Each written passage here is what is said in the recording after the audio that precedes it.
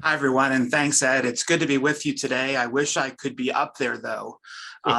These remote meetings are getting a bit old at this point, but hopefully next fall or next spring, I'll see you in Halifax again.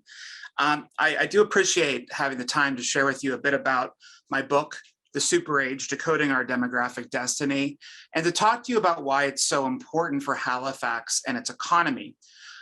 We're in a period of massive demographic shift right now. And the most important thing that you can take away from this conversation today is that it's not just about old people. We've gotten into a really bad rut, focusing specifically on solving the problem of aging, when in fact, we have to solve for and should be solving for the opportunity of life. We are seeing two significant megatrends intersect right now. The first is that we have extended human life on average by a significant stretch, but we've also had a lot fewer kids. So in many parts across Halifax, especially in the rural populations, they're actually starting to see a contraction now in the size of their population, the count of the people that are living there.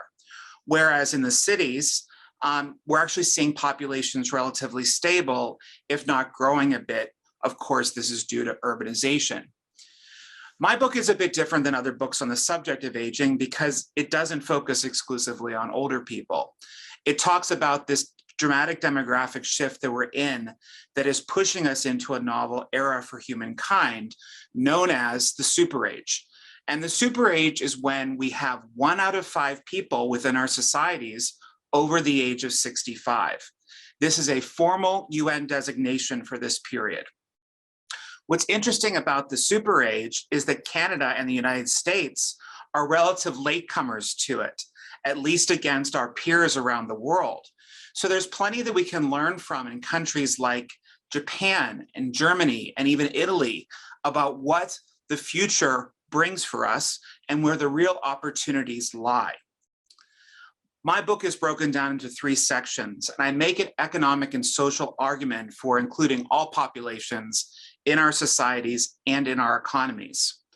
You've probably heard something before called the dependency ratio. The dependency ratio is how many people are working to how many people are retired. Well, we set up this a long time ago when we put in a formal retirement system, a formal pension system in place. Now people are simply retiring too early. We need them to work to keep ahead. In fact, I'm sure every single one of you has heard the term, the Great Resignation. Well, just a few weeks ago, I wrote a piece for Newsweek about the Great Resignation. And in fact, from my perspective, the Great Resignation came about because of the great redundancy and the great retirement of older populations. In fact, much of the inflation that we're experiencing here in the United States right now is the direct result of people leaving their jobs and salaries being pushed higher and higher. So not only does more older people in the economy help us by creating a larger and more diverse consumer group, but it also helps soften the wages a bit so that we can have lower prices across the board. The SuperAge as a book is divided into 3 primary sections. The first is a history of how we got here, how we got to this SuperAge period. And it's been a long, hard road to get to this point. And in fact, most of our gains in terms of supporting longevity have happened within the past 100 years or so. In fact, really at the start of the second industrial revolution. We've seen the global population explode during this same time period too, going from about 2 billion people to 8 billion people today. But sometime during this century, the global population will stop growing. In fact, it's already stopped growing in some major economies in the world, like Japan, like China. In fact, Japan loses about 500,000 people each year due to population loss because of an aging society.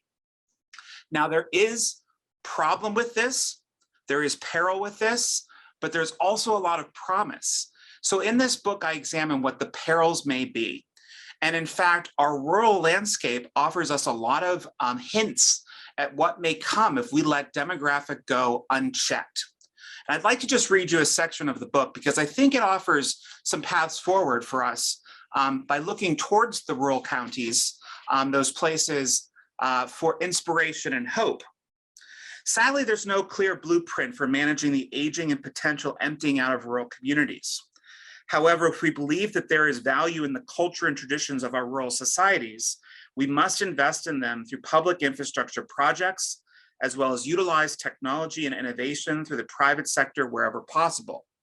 If rural communities are to regain their footing, we must look to the practices currently being used to reinvigorate and serve them. Fortunately, many of the best projects build upon existing infrastructure. We must also take into the realities of the current rural predicament into account when addressing the urban and rural bias. Future investments and innovations in the infrastructure of rural communities can take inspiration from other parts of the world. Japan, the country with the fastest rate of rural population aging, is utilizing its postal workers through Japan's Post Watchover Service to deliver much needed products and services to rural seniors who are at risk of isolation. La Poste, the French postal service, launched a similar service called Veiller sur mes parents, pardon my French, Watch Over My Parents in 2017. Other postal services are looking at similar propositions. There is even growing demand for the US Postal Service to add banking to its list of services. It's all part of a movement to leverage existing resources and infrastructure to solve SuperAge challenges in rural communities. And one other quick example, England's Newcastle Building Society is already filling the void left by the big banks leaving these rural communities by serving rural areas through community centers. This approach of serving the countryside is a key part of Newcastle's strategy, and oftentimes its banks sit alongside other essential community services, such as the post office, and are normally a fraction of the size as the retail bank. I think all too often, at least through my research, we've considered the rural population as an afterthought, when really it should be at the forefront. So my call to action, if there is one today, is for the Nova Scotian government to make some more direct investments into the technologies that can serve rural communities and really treat these places as incubators for the future. But the only way we get to the future is by tackling some of our bias. And in fact, we do have a pretty negative bias against older populations. We do tend to other them, and that's a problem. We have to address ageism head on, primarily in our employment practices. And we can do so by looking at the whole person, rather than looking at the age on a resume or the date of graduation. In fact, one of the things that we need to throw away right now is saying the term too experienced for hire. Our future demands that we are more inclusive for people for longer periods of time. And in fact, our health and our mental acuity and our cognitive function are already showing that they're stronger now than they ever have been for longer periods of time. So from an economic standpoint, we're actually doing ourselves a tremendous disservice by leaving older populations in our wake, by pushing them out of the economy. It's holding us back. It's creating a drag on our larger social and economic realities. And more than anything else, it's leaving a dire situation for our kids and their future as well.